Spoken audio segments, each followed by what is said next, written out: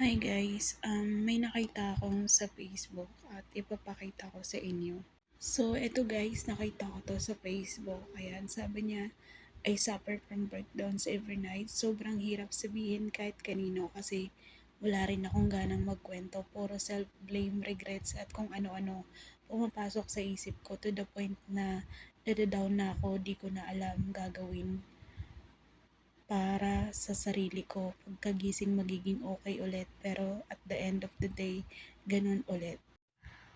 Alam nyo guys, naapektuhan ako at napaiyak talaga ako kasi alam ko yung pakiramdam at alam ko kung anong klaseng pakiramdam yung nararamdaman niya kasi I've been that kind of emotional problem for almost 4 years.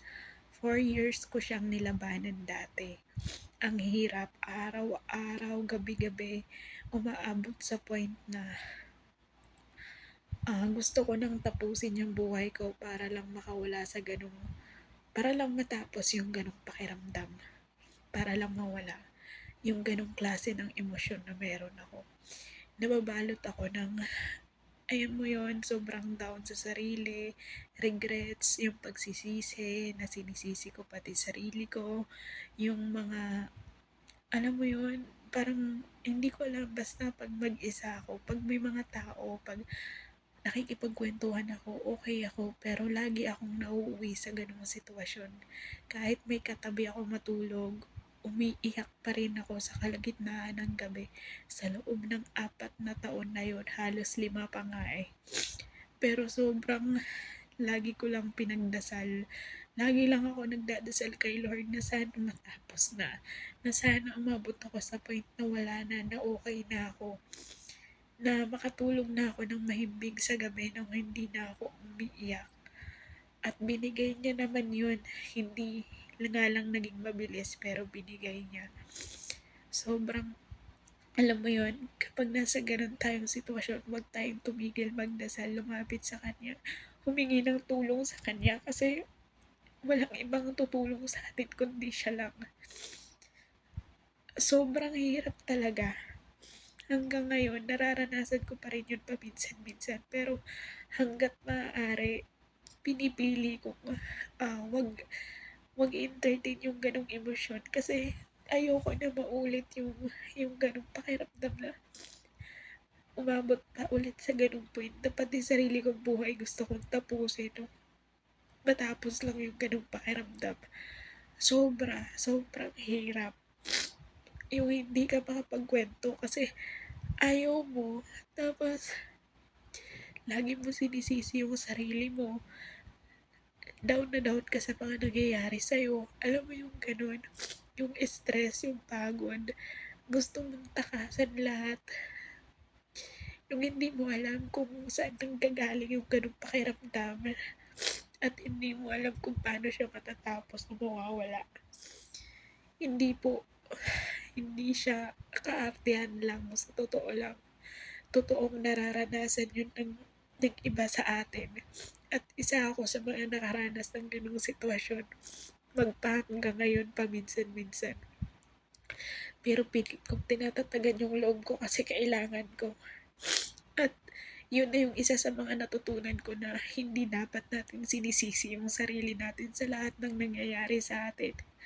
Kasi aabot ka sa ganung punto ng buhay mo. Aabot ka sa ganung point na kapag nasisi mo yung sarili mo, magiging question na yung buong pagkatao mo para sa'yo.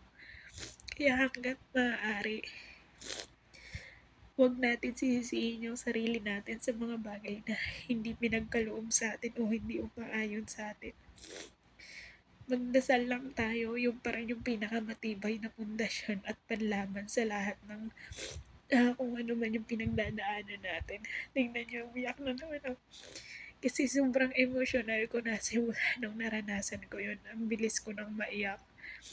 Kahit maliit na bagay lang naapektuhan na ako. So yun lang.